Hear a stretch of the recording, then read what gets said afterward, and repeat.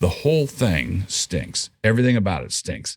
The security lapse on that day stinks, but the behavior of the officials being interviewed by various congressional agencies stinks even more. We're recording this about approximately 3 weeks after the assassination attempt on Donald Trump, and I've come to a conclusion about this.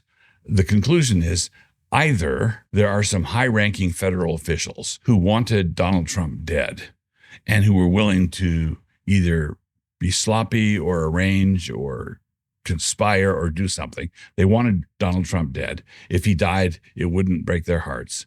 It would solve all kinds of problems for them. Either that, or there are high-ranking federal officials who don't care that they look like they're doing that.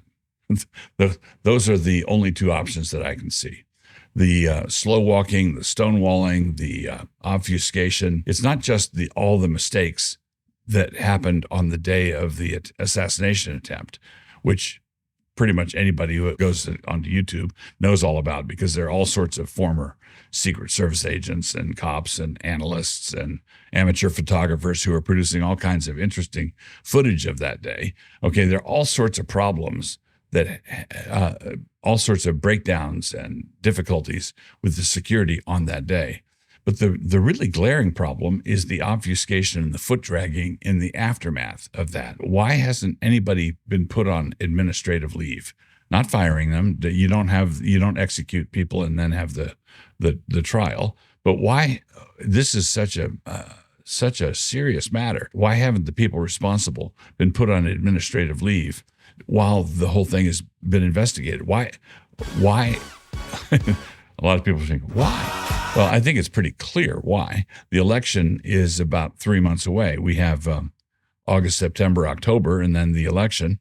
And all of this seems to be calculated to dragging everything out until past the election. If Kamala gets elected, then of course the whole thing can be memory hold, and memory hold in some sort of officially respectable way. We issue a report that say there were mistakes made, and the Secret Service takes full responsibility, which of course means they don't take any responsibility at all. Taking responsibility does not mean saying on camera, I take full responsibility. Taking responsibility means you find out who did what, and then you hold them accountable for having done that. What is the job of the Secret Service? The whole thing stinks. Everything about it stinks. The security lapse on that day stinks, but the behavior of the officials being interviewed by various congressional agencies stinks even more. And that's what leads me to the conclusion that either high-ranking federal officials, this is the thing that I want you to mark, either high-ranking federal officials wanted Donald Trump dead and were complicit at some level with what happened, up to and including ordering a hit. All right, that's one thing. Or the other option is high-ranking federal officials do not care how they're coming across. They do not care that it looks like they ordered a hit on the president. Remember, there's a biblical example of this. I'll finish with this. King David once had an assassination problem, political assassination problem. He was negotiating with Abner, who was about bringing all Israel together under David's rule. Abner had gone with Ishbosheth to the north. And Abner had killed Joab's brother in plain battle. And Joab objected to this negotiation and called Abner back to Hebron, where Joab assassinated Abner, killed him, murdered him. And he did it because Abner had killed his brother. It was a personal vendetta. It's also possible that Joab was concerned about his position if the reunification of Israel happened. Abner was a potential rival for his slot.